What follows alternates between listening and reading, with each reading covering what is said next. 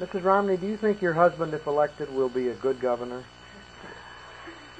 I think he'll be one of the finest that has ever governed Michigan. This is obviously a biased viewpoint. Why do you think he will be a good governor? Because when he does anything, he does it with his heart. And I believe, having known him ever since I was 15, that if he has an opportunity to do something in Michigan, that he'll give it all of his energy, all of his talent, all of his experience, everything in the world he's had all these years to do something for Michigan and for the people of Michigan. And that's why I think he'll be such a good governor. You mentioned the people. There are those who say that since he's a man of considerable means, he really doesn't care about people. Well, you know, we've only owned our homes for the last 4 years. He was a refugee from Mexico. He was on relief, welfare relief, for the first years of his life.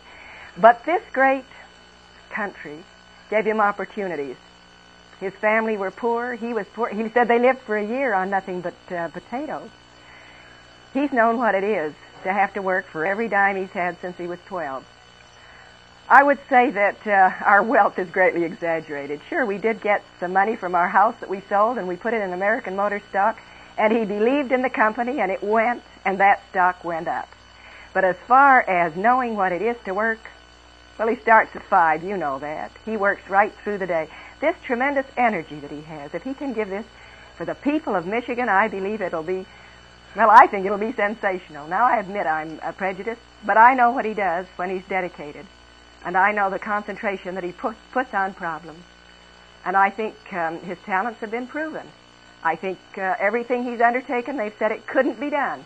They said the school need thing couldn't be done. You couldn't bring citizens together and get unanimous approval. You couldn't get people to vote for the millage.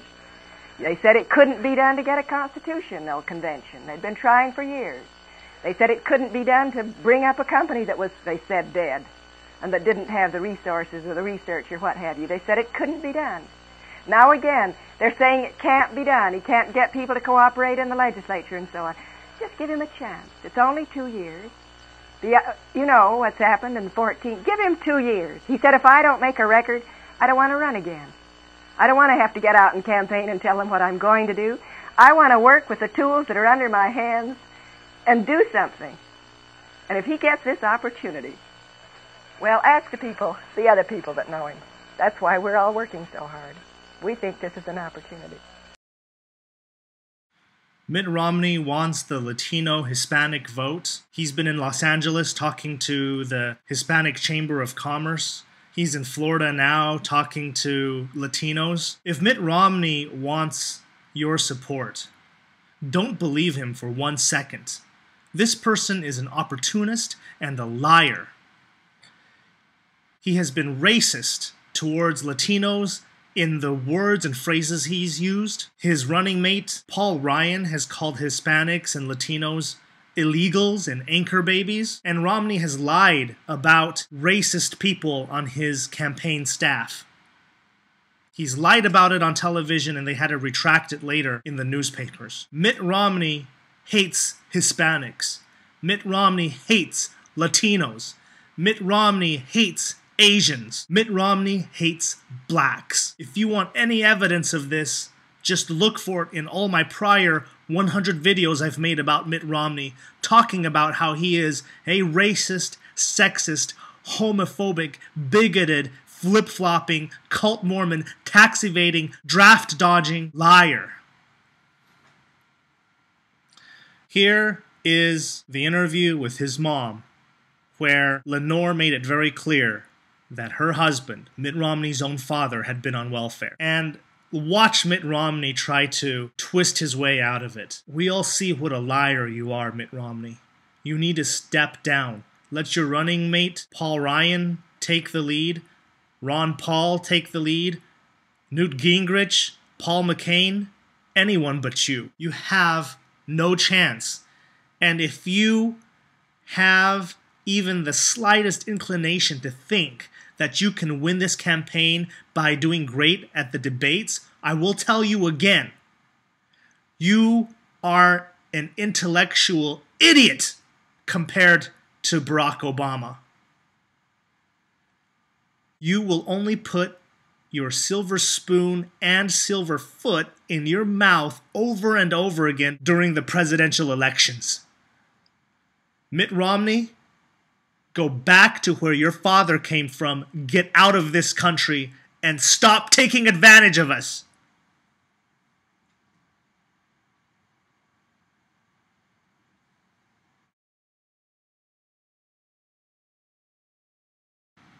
Dad, Rich is ready to talk to you. He has homework. Son, why are you wearing that helmet? I don't know. Well, do you want to remove it? Okay.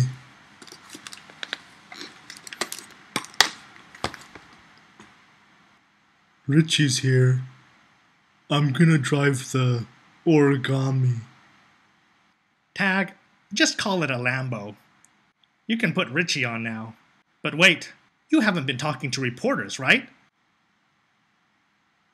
Did you say anything in front of reporters?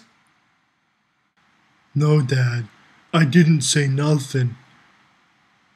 Here's Rich. How is my favorite grandson? Oh, Grandpa, thank you for all the iPhone 5s you gave us. I don't know how to use mine, but I'm going to learn from my tutor. Hey, Grandpa, can you help me with my homework? Well, sure. What is it? My teacher wants us to write about poor people. Poor people, by golly. I have a lot of experience with poor peoples.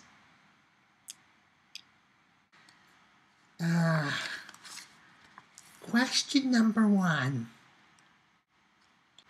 Why are some families poor and other families so rich that they hide millions in offshore accounts? There's a few reasons, Richie. First, poor people are lazy and pretend to be victims.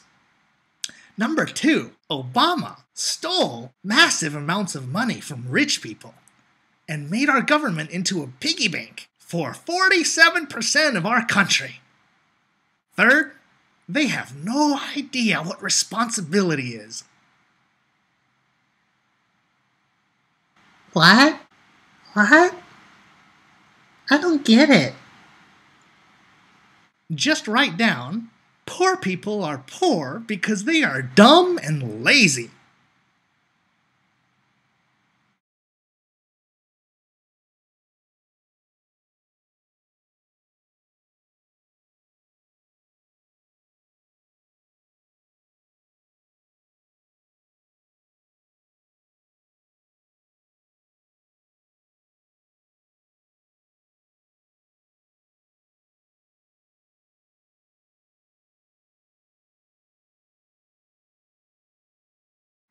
Dear Mitt, I'm sure your parents love you and are very proud of you for trying your best.